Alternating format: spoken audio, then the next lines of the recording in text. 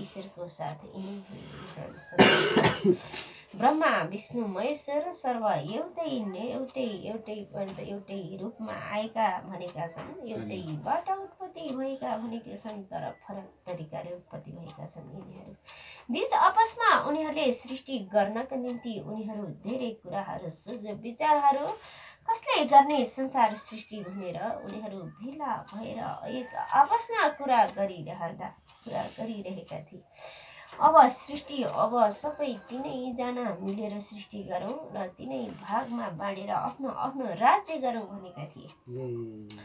यसै गर्दा आफ्नो आफ्नो 3 भाग राखेर अब 3 भागमा राज्य गर्नु भनेका थिए। पृथ्वीलाई 3 भागमा विभाजित गरेर आफ्नो आफ्नो राज्य गरौँ भन्दाखेरि महाविष्णु भगवान भन्नुहुन्थ्यो, पृथ्वीलाई नि 3 भाग बनाएपछि पृथ्वीलाई हामी 3 भाग बनाउँदा अब जल कहाँ राख्ने, बोट बिरुवाहरू कहाँ राख्ने र पशु पक्षी कहाँ राख्ने र जन्तु प्राणीहरू मनुष्यहरू कहाँ राख्ने भनेका थिए। त्यसैले पृथ्वीलाई 3 भाग बनाउनु। यस्तै पृथ्वीमा 2 भागमा विभाजित गरेर एक भागमा जल राख्ने, एक भागमा सम्पूर्ण पशु पक्षीदेखि लगेर सम्पूर्ण जीव जन्तु मनुष्य एक भागमा राखिदियो। अनि हामी माथि अन्तरिक्षमा बसेर पृथ्वी हरा भरा भएका हेर्न चाहन्छु म भनेर भनेका थिए। यति भन्दाखेरि महासत्य ईश्वर शक्ति या महादेव र ब्रह्माले भनेका थिए, त्यसो भने अब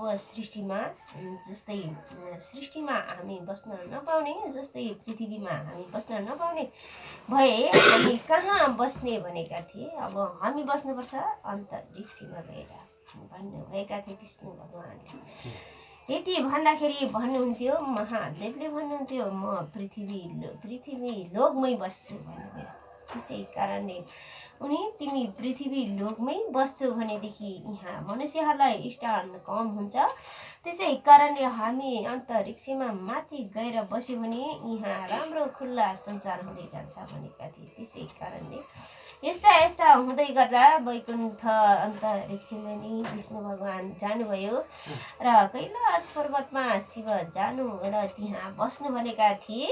महाजगत प्रभु नारायण हरिले र सत्यमा जानु भन्नुभएका थिए, तर ब्रह्मा सत्यमै जानुभयो र विष्णु भगवान वैकुण्ठवासीमा जानु भनेर बस्नुभएका था। तर महाशिवजी चाहिँ के गर्नुभयो, म कैलाशमै गएर बस्न चाहन्छु भनेर उहाँले भन्नुभएका थिए। तर उहाँ पृथ्वी लोकमा झर्नुभएका थिए। पृथ्वी लोकमा झर्छु म भनेर पृथ्वी लोकमा झरेर उहाँले धेरै ठाउँ धेरै स्थानहरू उहाँले ओगट्नुभएका छन्। पृथ्वीमा उहाँको धेरै ठाउँहरूमा मन्दिर उत्पत्ति बनाएका छन्, शिलाहरू उत्पत्ति बनाएका छन्। विष्णु भगवान विष्णुले जस्तै पृथ्वीमा हामी बस्नु हुँदैन, यहाँ जस्तै पशु पन्छीदेखि लगेर सम्पूर्ण जीव जन्तु मनुष्यहरूलाई ठाउँ अलिक अभाव हुन्छ, त्यसै कारण हामी माथि नै बस्नुपर्छ र उनीहरूको जगिडा गरिरहँ भनेका थिए। तर महादेव चाहिँ पृथ्वीमा झर्नुभएका छन्। पृथ्वीमा झरेर सम्पूर्ण संसारमा देवी देवताहरूदेखि लगेर सम्पूर्ण उत्पत्ति गराउँदै जस्तै आफू पनि शिला बनेर उत्पत्ति गराउँदै लिङ्ग उत्पत्ति गराउँदै जानुहुँदा पृथ्वीमा धेरै ठाउँमा उहाँको मन्दिरहरू छन्। धेरै ठाउँमा मन्दिरहरू छन् र विष्णु ब्रह्माको कुनै मन्दिर छैन। पृथ्वीमा मन्दिर त्यति छैन र उनीहरू माथि नै बस्नुभएका छ। त्यसैले पृथ्वीमा बस्नुहुने महाशिवजी त्यसमाथि देवीहरू पनि प्रकट भएका छन्। त्यसैले उहाँहरूले ठाउँ ओगटेर मन्दिर अवस्था बनाइरहेका छन् र मन्दिरहरू धेरै ठाउँमा छन्। उहाँको पूजा पाठ ध्यान गर्दा धेरै जसो प्रसन्न स्त्री जातिले पूजा गरेर उहाँ प्रसन्न हुनुहुन्छ अरे। स्त्री जातिले पूजा गर्यो भने उनी प्रसन्न हुने पुरुष जातिले भन्दा स्त्री जातिलाई मन पराउनु हुने महादेव हुनुहुन्छ। उहाँले भन्नुभएका छन् संसारमा जस्तै पूजापाठ ध्यान गर्दाखेरि सधैँ मुक्ति दया गर्छु भन्नुभएका छन्। तर हेर सत्य यो छ कि उहाँको भक्ति र दर्शनले मुक्ति दया गर्नुहुन्छ कसैलाई दया गर्नु नभएको क्षति भएको पनि छन्। कसैलाई जस्तै राम्रो पनि भएका छन्, कसैलाई क्षति पनि भएका देखिएका छन्। किन त्यसरी क्षति भयो त? किन नराम्रो भयो त? कारणवश कसरी त्यस्तो भयो भन्दाका कारण उनी कहिले काहीँ जगत जस्तै जुनै मन्दिरमा पनि उहाँ राक्षस पुगेकै हुन्छ। हेर शिवजी जहाँ शिवजीको लिङ्ग छ त्यहाँ मनुष्य पुग्छन् र राक्षसले पनि पुगेरै ध्यान गरेका हुन्छन्। त्यतिखेर हामी कुनै न कुनै बेला हामी राक्षस बसेको बेला र राक्षसले ध्यान गरेको बेला पुग्छौँ। त्यतिखेर हामीलाई राक्षसले श्राप गर्छन् र हामीलाई उसको क्रूर दृष्टिले हेरेपछि हामीलाई अलिकति नराम्रो हुन जान्छ। सधैँ उनी जस्तै मनुष्यले मात्रै भक्ति गरेर मनुष्यलाई मात्रै उहाँले आशीर्वाद दिएको भने मनुष्य महान हुन्थ्यो। तर राक्षस पनि उनीको साथमा सधैँ भक्ति गरेका हुन्छन्। त्यसै कारणले राक्षस आएको दिनमा भक्ति गर्यो भने राम्रो हुँदैन। त्यसै कारण भन्छन् महाशिवजीले पनि वरदान धेरैलाई राम्रो कुराहरू राम्रो वरदान दिएका छन्। तर उनी राक्षसलाई पनि वर दिनुपर्ने। उनी राक्षससँग पनि प्रसन्न, राक्षसी अगाडि पिछाडि सेनाहरू उहाँको राक्षस बनेका छन्। भूत प्रेत पिशाचसँग उहाँ डुल्ने गर्छन्। त्यसै कारणले कहिलेकाहीँ बिमारी पनि हुने गर्छन्। कुनै ठाउँमा मन्दिर उहाँको पूजा गर्दा गर्दै पनि बिमारी हुने गर्छन्। कसैको ज्यानै पनि जाने गर्छन्। किन प्रभु उहाँले चाहिँ यो भूत प्रेत राक्षसलाई चाहिँ साथ लियो? उहाँको जस्तै युद्धमा पनि उहाँले भूत प्रेत पिशाचहरूलाई राखेर उहाँले पिशाच भूत प्रेतलाई डाकेर चाहिँ युद्ध गरेका थिए। त्यसै कारणले कसरी अब महान बनायो जस्तै महान लडाइँमा लड्दाखेरि भूत प्रेत पिशाचलाई पनि उहाँले आफ्नो साथमा लिएर आफ्नो साथमा राखेका छन्। उहाँको सेना परेछ। उहाँको सेनाहरू जम्मै भूत प्रेत पिशाच नाग नज्ञानी यसरी चाहिँ उहाँको सेनाहरू चाहिँ गएर चाहिँ जस्तै युद्ध गरेका छन्। त्यसै कारणले गर्दाखेरि उहाँको साथमा भूत प्रेत पिशाच पनि हुन्छ। कुनै बेला ग्रह बिग्रेको बेला उहाँको मन्दिरमा प्रवेश गर्दाखेरि अलिक नराम्रो तरिकाले गयो भने पनि नाग र भूत प्रेतले छोप्ने गरेका छन्। अनि कसो युद्ध गरे त शिव चाहिँ विष्णु भगवान प्रभु? यिनीहरू राक्षसीसँग युद्ध लडेका थिए। राक्षसलाई नै प्रसन्न पारेर राक्षसीसँग मिलेका छन्। सत्य उसलाई दुःख पीडा दिनेहरूलाई नष्ट गर्छु भन्दा भूत प्रेतले पनि साथ दिएका छन् उनीहरूलाई। त्यसै कारणले महादेवको यो लीला संसारमा अहिले चलिरहेका छन् र हिँडिरहेका छन्। उहाँ प्रसन्न पारेर सधैँ मुक्ति, कसैलाई धन दौलत, कसैलाई मागेको कुरा पनि दिनुभएका छन्। तर राक्षस कुनै बेला उहाँको साथमा हुन्छ।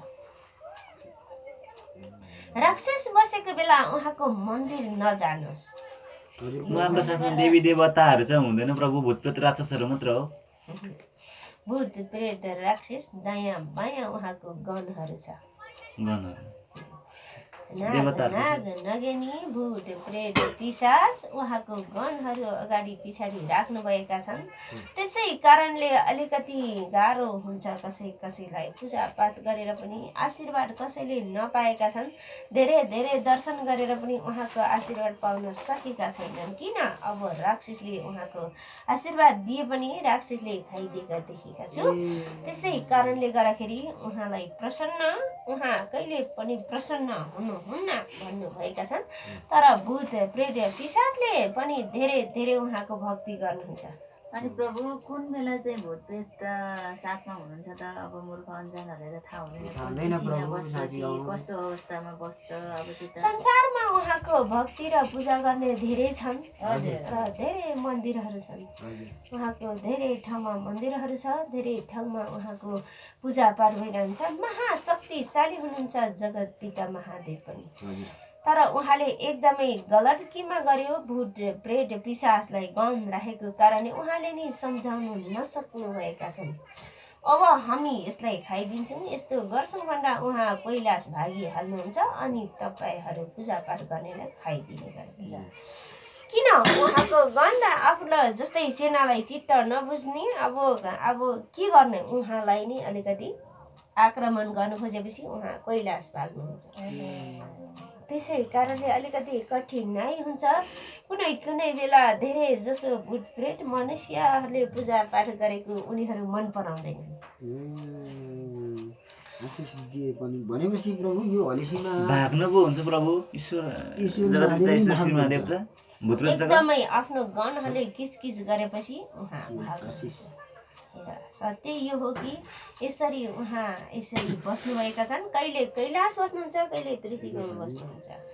कहिले कैलाश बस्नुहुन्छ, उहाँ कैलाश बसेको बेला हामी पूजापाठ गऱ्यौँ भने राम्रो हुन्छ।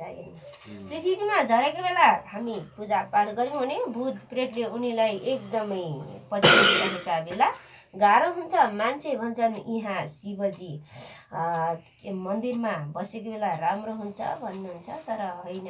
जस्तै पृथ्वीमा उहाँ झर्ने बित्तिकै भूत प्रेतले उहाँलाई छुपिहाल्छन्। पूजापाठ गरेर प्रसन्न पारेर खुसी पारेर राम्रो राम्रो वर मागेर शक्ति मागेर अब यो कडाभन्दा कडा शक्ति माग्नुहुन्छ, फलफुल हरेक किसिम गरेर पूजा प्रसन्न पार्नुहुन्छ। कैलाशमा भूत प्रेत जानुहुन्न।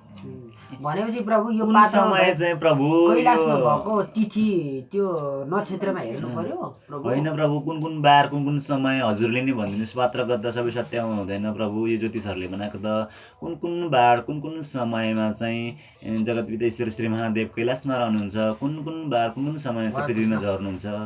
अब साँच्चै शिवको पूजा दर्शन गर्ने तिनीहरू आशिष माग्ने हो भने महिना साउन महिना र माघ महिनामा पूजा गर्नुहोस्। यति महिना उहाँ एकदम कैलाशमै एकदम सुन्दर बनेर बस्नुभएका बेला तपाईँहरू यदि पूजा गर्नुभयो भने तपाईँहरूले ठुल्ठुलो आशीर्वाद मागहरू पुरा हुन्छ। अब यो वर्षमा 2 महिना मात्रै उहाँ कैलाशमा बस्नुहुन्छ, नत्र पृथ्वीमा घुमेकी गर्नुहुन्छ। पृथ्वीमा धेरै जस्तो पृथ्वीमा बस्नुहुन्छ। पृथ्वीमा बस्दा एकदम भूत प्रेत पिशाचसँगै डुल्नुहुन्छ। संसार मन्दिर उहाँको छ, संसार देवीहरू उहाँको साथमा घुमिरहेका हुन्छन्। त्यसै कारणले गर्दाखेरि उहाँ संसारभरि डुलिरहनुहुन्छ। यति 2 महिना माघ र साउनमा उहाँ कैलाश पर्वतमा रहनुहुन्छ। त्यतिखेर सुन्दर हिमाल पर्वतमा बस्नुहुन्छ। त्यतिखेर तपाईँहरू उहाँलाई एकदम राम्रो राम्रो चढाएर खुसी प्रसन्न पार्नुभयो भने उहाँ तपाईँहरूलाई एकदमै राम्रो राम्रो वर दिनुहुन्छ र पुग्छ।